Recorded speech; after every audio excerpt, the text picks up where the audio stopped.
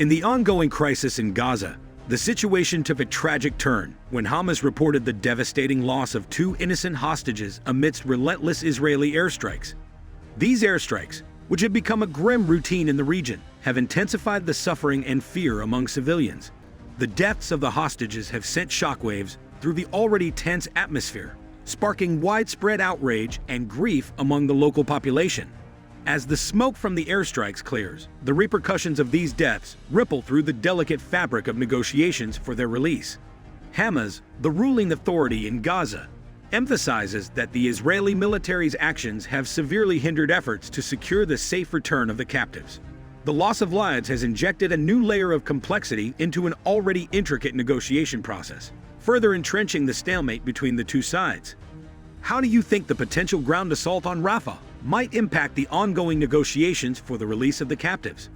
Complicating matters further is the looming specter of a potential ground assault on Rafah, Gaza's southernmost city, by Israeli forces. The mere consideration of such a move sends tremors of fear and uncertainty throughout the region, as it could potentially exacerbate an already dire situation. The possibility of a ground assault adds an additional layer of urgency to the negotiations as both sides grapple with the potential consequences of such a drastic escalation. Amidst the tumultuous backdrop of ongoing conflict, the city of Rafah emerges as a focal point, bearing the weight of Gaza's suffering. With a population exceeding 1 million, Rafah is a microcosm of the broader humanitarian crisis gripping the region. Within its boundaries, the daily struggles of displaced Palestinians unfold amidst a landscape scarred by violence and despair. For the inhabitants of Rafah, life is a relentless battle against adversity. Once bustling with activity, the streets now bear witness to the grim realities of war. Families torn apart by displacement find themselves huddled in makeshift shelters, their homes reduced to rubble by incessant bombings. Basic necessities, such as food, water, and medical supplies, are scarce commodities, exacerbating residents' already dire conditions. The tragic loss of the hostages during Israeli airstrikes cast a dark shadow over Rafah, plunging its inhabitants deeper into despair.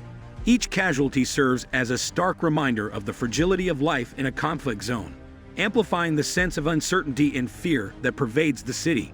As grieving families mourn their loved ones, the urgency to secure the release of remaining captives becomes even more pronounced, adding a layer of complexity to an already challenging negotiation process.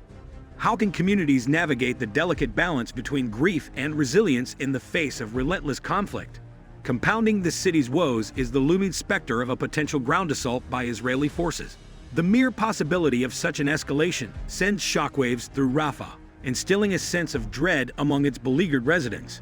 With memories of past incursions still fresh in their minds, many brace themselves for the possibility of further devastation and loss. As the international community looks on, the fate of Gaza hangs precariously in the balance. Hopes for a peaceful resolution diminish with each passing day, overshadowed by the relentless cycle of violence and suffering.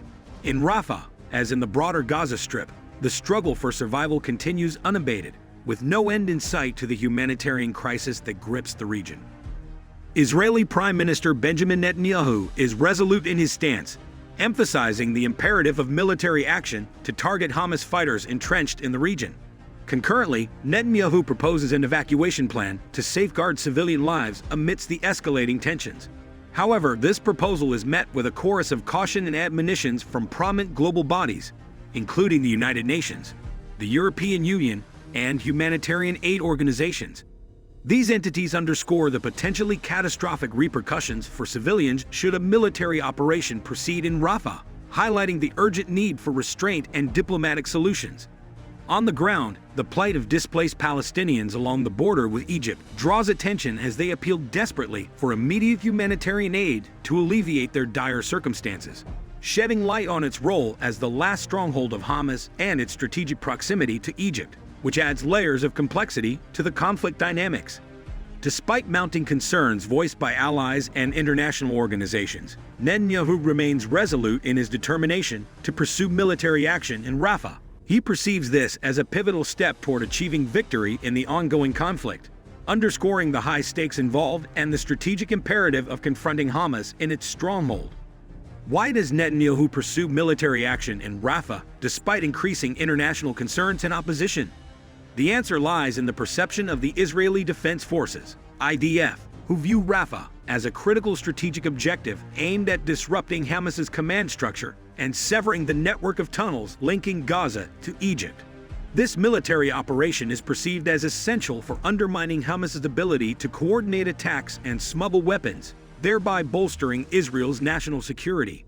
Amidst this imperative, Israel's closest allies express significant reservations regarding the proposed military action. Prime Minister Netanyahu demonstrates a steadfast resolve, indicating a divergence in Israel's stance from that of its traditional partners.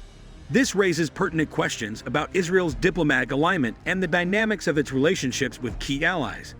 A closer examination of Netanyahu's political history reveals a consistent pattern of navigating disagreements with major allies, particularly the United States and Europe. Netanyahu often pursues Israel's strategic interests independently despite occasional friction, prioritizing national security concerns and domestic considerations over alignment with external partners. One prominent example of discord between Israel and the United States is the issue of Israeli settlements in the occupied West Bank.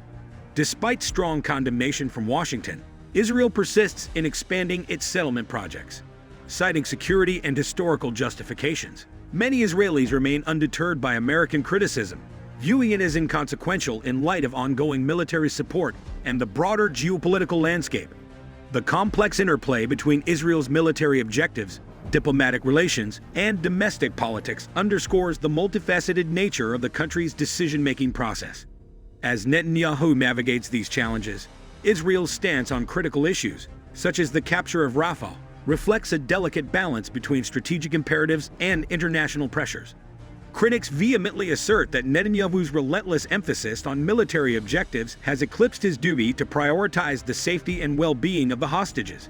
From families anxiously awaiting the return of their loved ones to supporters advocating for swift action, voices of concern reverberate across the nation, condemning what they perceive as Netanyahu's neglect of the hostages' plight. As frustration mounts over Netanyahu's perceived inaction, there is a growing demand for decisive steps towards securing the safe return of the hostages. Families are anxiously waiting for any sign of hope, while supporters are rallying for concrete actions that demonstrate a genuine commitment to resolving the crisis with the welfare of the hostages at the forefront. The question is whether Netanyahu will listen to these calls and take bold measures to address the escalating crisis, or if his perceived lack of urgency will further erode public confidence in his leadership. Netanyahu's handling of the crisis has precipitated a notable erosion of public support, with widespread disillusionment spreading among the populace. Many question his leadership acumen and ability to navigate the complexities of the ongoing conflict effectively. The once unwavering confidence in Netanyahu's leadership now gives way to skepticism and scrutiny as the crisis deepens and the stakes continue to escalate. How will Netanyahu respond to this growing skepticism and regain the public's trust in his leadership during this critical moment? In the middle of all the trouble and how it's affecting Israel and the world, Netanyahu is feeling the heat. People are watching him closely. It's tricky being in charge when things are going wrong. You have to think about fighting, talking to other countries, and keeping people safe all at once. The more people look, the more they see about how Netanyahu is handling things. But what does this mean for Israel's future?